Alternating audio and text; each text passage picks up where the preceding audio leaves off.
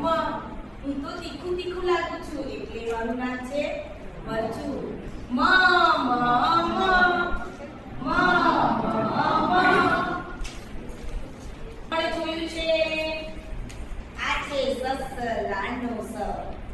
સસલાનો સ. કાલે આપણે વાર્તા કરેલી ને સસલાભાઈની.